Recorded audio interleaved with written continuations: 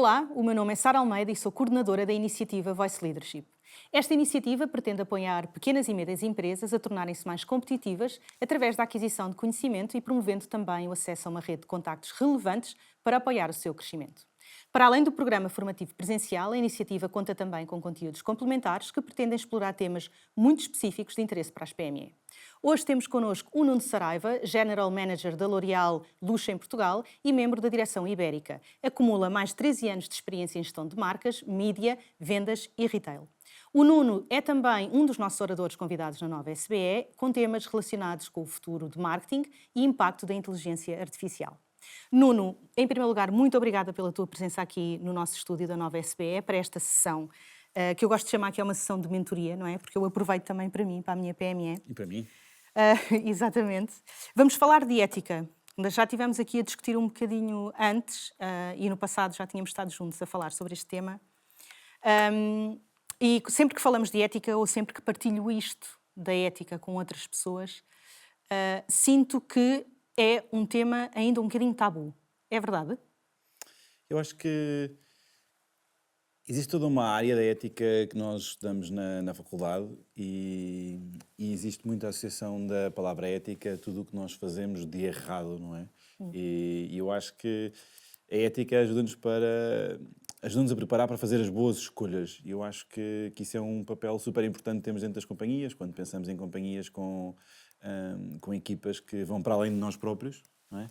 Queremos garantir que conseguimos este alinhamento com aquilo que são os nossos valores enquanto líder da PME, mas também aquilo que são os valores éticos para nós.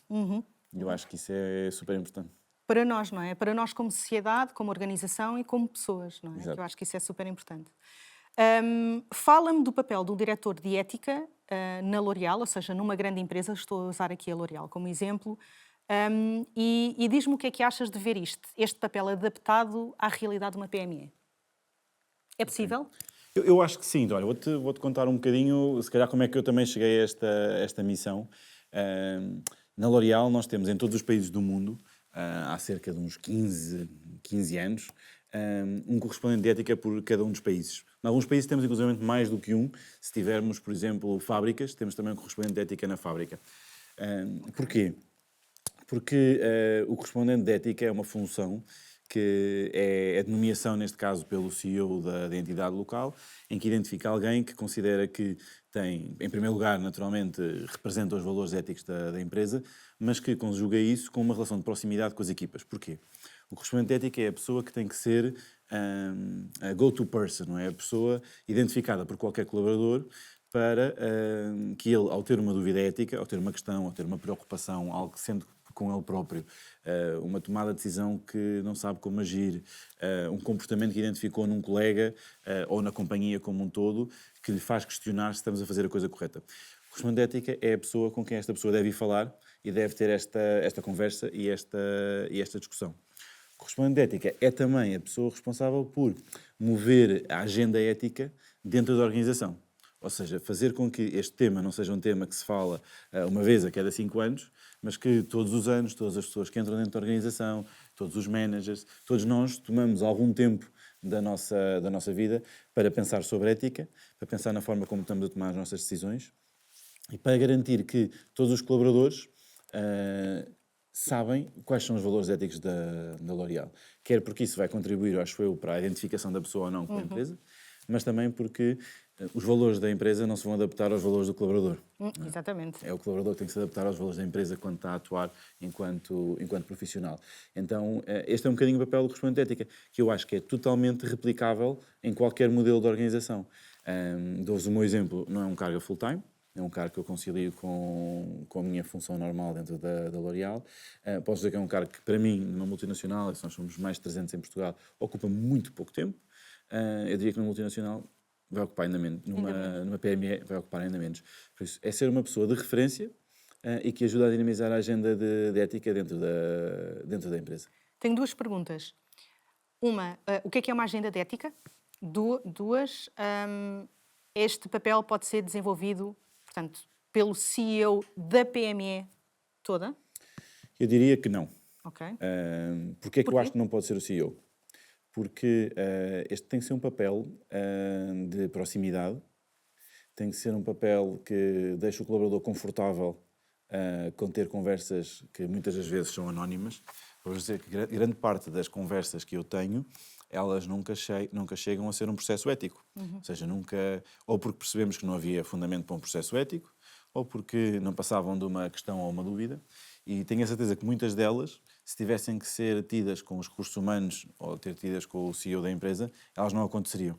Porque a pessoa não se sentiria provavelmente Exato. confortável em que esta conversa não o afetasse de alguma forma no futuro, na imagem que tem, ou na sua progressão na carreira, ou porque é uma dúvida que ele tem tão pequena que não quer lançar as dúvidas ou as suspeitas sobre este tema ou sobre um colega, mas com o correspondente de ética devia encontrar esse conforto, porque de facto tudo o que é uma das nossas regras, ou seja, tudo o que é falado comigo, eu só vou comunicar a outras pessoas, se for necessário para uma investigação, e sempre com o ok desta pessoa. Por isso, é um ponto de conforto que eu acho que um CEO não vai conseguir ter muito esse Sim, papel. essa proximidade que estavas a falar acho que é chave para conseguir com que a pessoa passe a informação toda, não é? E não só, às vezes, com estes temas de processos de ética, há uma tendência para guardar determinadas informações quando se está a contar, se calhar, a história, e isso não faz bem a ninguém, não é? Quando se abre um processo de ética, tem que ser, é um dos casos em que a informação tem que estar 100% completa. 100% completa, para que se possa investigar, para que se possa tirar conclusões. É verdade. E, sobretudo, para que a organização também possa aprender, não é? E melhorar no dia a seguir, não é? Melhorar para que não volte a acontecer algo que não concordamos. Então, e eu, como microempresa, posso ter uma agenda ética? Sim. Olha, o que é que eu acho que é importante? A primeira coisa é, nós internamente chamamos código de ética. Ok. E acho que é o nome mais apropriado, mas não temos que imaginar um código de ética como um livro gigante, ou seja, podem ser uma página, podem ser 2 páginas. No fundo, o código de ética é o que vai compilar, de uma forma que seja clara para toda a organização, quais é que são os valores da minha organização, não é? O que o líder de uma PME tem que pensar é, para nós, não é? O que é uma conduta ética? Como é que nós agimos, não é? E o que é que não é aceitável. E isto é um conjunto de valores que vai ajudar cada colaborador, quando está com um dilema ético, quando está a tomar uma decisão, quando tem que responder a um cliente, saber quais são os valores pelos quais a empresa onde eu trabalhar se rege. Exatamente. Depois, outra área muito importante tem a ver com o exemplo da liderança. Ou seja, este quadro de valores éticos é o que nos vai permitir recrutar bons líderes, mas também exigir destes líderes que eles demonstrem estes comportamentos. Recrutar e treinar os teus líderes internos, não é? Exatamente. Aqueles que tu acreditas que têm o potencial para ser líderes mais de topo. Sim. E quando falamos em PMEs, quais são aqueles passos que tu consideras essenciais, ou pelo menos os primeiros 2 passos que consideras serem essenciais para iniciar este processo? Eu acho que primeiro o código de ética, Primeiro, o código de ética, ok. ter esta reflexão interna com as equipas de liderança, com o fundador, com o dono Ou da seja, empresa. não deve ser uma coisa isolada da liderança, não é? Deve ser uma coisa extensível, Deve ser uma- uma exatamente. discussão extensível a todos. Exatamente. Ok? Criar este código de ética, a partir daí comunicá-lo para a liderança. Como terceiro passo, diria, preparar um programa de formação, ou seja, como é que vamos garantir que todos os níveis de organização estão a par. Uma vez as equipas formadas, outro passo muito importante tem a ver com a criação de canais anónimos. Ok. Ou seja, é importante que, paralelamente ao correspondente de ética, isto naturalmente depende da dimensão da organização, não é? Se nós estamos a falar de uma microempresa com 2 ou 3 funcionários, isto não faz sentido, não é? Mas se estamos a falar de uma PME que já tem alguma dimensão, paralelamente a um responsável de ética, é importante haver um canal anónimo onde se possam receber queixas e preocupações, e depois vai depender um bocadinho da PME, mas a minha recomendação seria não só internos, com uma PME com maior dimensão, mas inclusive de parceiros, de clientes, de fornecedores, Ok. que queiram reportar algum comportamento que não Maus consideram... comportamentos. Exatamente. Como aquele caso, estavas agora a falar, aquele caso quando vemos uma carrinha à nossa frente que tem uma nota a dizer Por exemplo. a minha condução, tiver algum problema, por favor, ligue para aqui, não é? Exatamente. E isto traz-me aqui outra questão, que é como é que nós conseguimos fugir de discutir ética como sendo um portal de queixas? Isso é uma das dificuldades. Agora, vou-vos dar um exemplo que nós temos na L'Oréal, que eu acho que é interessante. Nós temos um dia que chamamos o Dia da Ética. Ok. Este ano acho que é 18 de outubro. É um dia em Já está que... estabelecido. Já está estabelecido. É um dia em que a organização para, durante uma tarde, e em que nós dedicamos, quer seja à partilha de alguma informação, temos alguns speakers sobre ética, mas o momento mais importante do dia é um canal aberto, que durante muitos anos foi um canal de chat, em que a pessoa pode enviar as suas perguntas, e o correspondente de ética, juntamente com o CEO, respondem a cada uma destas questões. Ok. Posso-vos dizer que a grande maioria dos temas não tem nada a ver com ética. Não é? Vamos usar depois o canal, porque há um tema de RH, porque há uma questão de liderança do manager. Claro que depois, praticamente, todos os temas de organização podem ter um ângulo de ética, não é? Mas há muitas vezes algumas dúvidas sobre o que é que será ou não será ética, não é? O que eu acho que é importante ética. É importante existir este correspondente, este diretor de ética, este responsável, para permitir estas queixas, estas chamadas de atenção, estes alertas, mas, sobretudo, para permitir as boas conversas, não é? Antes das tomadas de decisão. Com alguém que parte do seu trabalho é pensar sobre ética, já geriu, provavelmente, alguns processos antes, não é? Tem algum tipo de formação ou de preparação para fazer estas conversas e que pode ajudar a pensar nos vários ângulos que uma determinada decisão, uma abordagem ou uma estratégia podem ter de implicações éticas, porque o grande desafio da ética são os dilemas, não é? É o que nós também estudámos na faculdade, não é? E no secundário, são os dilemas éticos. Porque a grande maioria das decisões, ninguém tem dúvidas do que é o correto e o que é errado. Mas há um par delas, e nas empresas isso acontece muito, em que nenhuma das opções é boa. Não é? Em que uma é mazinha e a outra é menos boa, nenhuma é menos feliz. boa. Não é? E é aí que está, de facto, a dificuldade. A grande maioria das decisões ninguém precisa de falar com correspondente de ética, mas há umas quantas que é importante conseguirmos avaliar qual é que é o impacto que estamos a ter, não é? Nesta tomar a opção A ou a opção B, e depois como é que vamos medir, não é? Ou seja, o que é que vamos dar prioridade, se é um tema de pessoas, se é um tema de equidade, se é um tema de género, porque muitas das vezes tudo isto se pode conjugar num dilema ético. Exatamente, gostei da forma como puseste isso, não é? Tudo acaba por ter uma perspectiva ética se nós assim o quisermos ver. E acho que a criação desse canal anónimo permite fazer a distribuição de jogo e perceber exatamente como é que hás de dar a resposta àquele processo. Isso.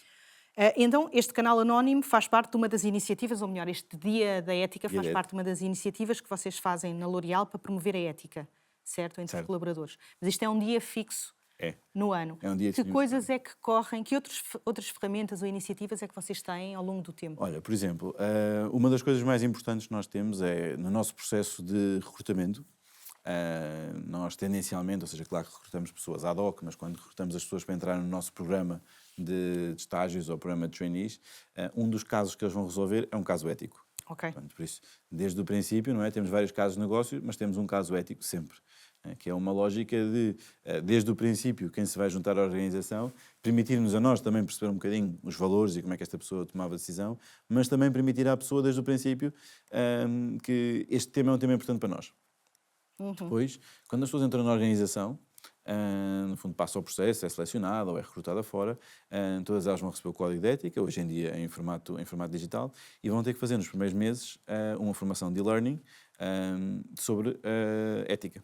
Okay. E em alguns países também, em algumas funções também sobre direitos humanos, nestes primeiros meses de trabalho na L'Oréal, que vai permitir um bocadinho à pessoa não só conhecer o nosso código de ética de uma forma menos exaustiva, mais fácil de consumir, mas também ser exposta a vários dilemas éticos muito do dia-a-dia. Não é? Ou seja, coisas que se podem passar no escritório a qualquer dia e permitir ajudá-los a perceber, do nosso ponto de vista da L'Oréal, qual era a decisão correta? Qual era a decisão? E estavas a falar também dos parceiros, não é? Nós, às vezes, acho que nos esquecemos que as nossas organizações estão integradas numa cadeia de valor, não é? Portanto, é importante pensar em fornecedores e clientes como parceiros. Portanto, este código de ética é chave. Uma das coisas que nós discutimos numa das formações, se não me engano, falamos disto logo no primeiro módulo e também falamos disto no módulo 4 de gestão de clientes e de satisfação. E também da satisfação do colaborador, que é bastante importante, não é? Uma das coisas que nós falamos é exatamente dos valores. E que ter valores e seguir esses valores não é apenas ter os valores escritos na parede e eu chego todos os dias de manhã ao escritório e vejo lá aquilo escrito. Isto é uma coisa que tem que ser vivida. E a ética faz claramente parte destes valores, não é? Cada vez mais. E diz-me uma coisa, sentes que existe uma grande diferença entre como um colaborador mais antigo vê a ética e como um mais jovem a vê hoje em dia, ou estão igualados? Eu acho que, tendencialmente, ou seja, eu quero acreditar que a maior parte das pessoas que nós recrutamos têm a ética como uma prioridade e valorizam. O que eu acho é que depois, dentro da ética, e como estávamos a dizer há bocado, tudo entra dentro de ética, não é? Se nós quisermos, tudo pode entrar dentro de ética.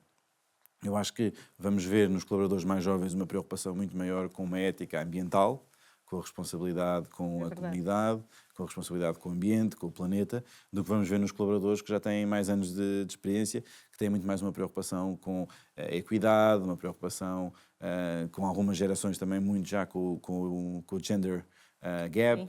Estabilidade financeira. Estabilidade financeira. Vida, exatamente. Exatamente, por isso vê-se assim um bocadinho de preocupações diferentes. O bom é que todas elas são válidas, não é? E são preocupações que temos de trazer para cima da mesa para nos fazer pensar e para garantir que cada decisão que estamos a tomá-la de uma forma que, no futuro, quando olharmos para trás, vamos ter orgulho, não é? Muitas vezes, é uma coisa que eu gosto sempre muito de pensar é se esta decisão que nós agora estamos a tomar aqui nesta sala de direção, se amanhã aparecesse no jornal, eu estava tranquilo, não é? Eu estava ok, eu estava satisfeito, orgulhoso da decisão que tomámos. Eu acho que essa é uma boa maneira de pensarmos um bocadinho, se estamos a tomar, às vezes, sem ter que pensar nos valores da companhia, é pensarmos um bocado, estaria orgulhoso? Sim, pronto, então acho que é... Nunca tinha pensado nisso assim, não é? Sair da sala, mas estás a dizer sair da sala e não projetar para a rua ao lado, é projetar para o país, não é? Sair nas notícias e o que é que... Se saísse nas notícias, eu estava orgulhoso da decisão que tomámos. Exatamente. Ou conseguia explicá-la, não é? Conseguia explicar porque é que esta decisão foi tomada Com base com nos orgulho. valores e por aí adiante, e não são, se calhar, só com base em resultados financeiros e por aí adiante. Muito bom. Nuno, gostei muito aqui de falar do tema de ética. Uma das coisas que eu levo aqui, logo no início da nossa conversa, foi uma palavra que tu usaste, foi alinhamento. E acho que ética é muito isso, é alinhar não só esses processos internos que estavas a falar ao nível de comportamentos esperados, é alinhar valores, não é? Não é a empresa que tem que se adaptar, o colaborador tem que se adaptar, mas a empresa tem que receber de braços abertos, não é? Portanto, este alinhamento é a chave, alinhar com parceiros externos, alinhar com o mercado em que estamos integrados. Portanto, acho que alinhamento é uma palavra que tu usaste aqui da melhor maneira, para falar aqui de ética. E que ética não é o não errado. E que temos que deixar de... Ou não é o não certo, certo? Temos que pensar nisto como ética em algo muito mais abrangente. A posição de diretor de ética acho que faz todo o sentido quando falamos em PMEs, especialmente quando uma PME já tem um tamanho suficiente para conseguir fazer esta função, sair do papel do CEO e para alguém da equipa que faça sentido, não é? Que possa abrir as portas. O código de ética com os valores e os comportamentos esperados integrado na agenda ética que representa essa organização, que tem que ter um papel grande para o futuro, não é? Não pode ser uma coisa que tu escreves ali para ter impacto num mês, claro, e que de repente tu refazes porque algo não estava correto.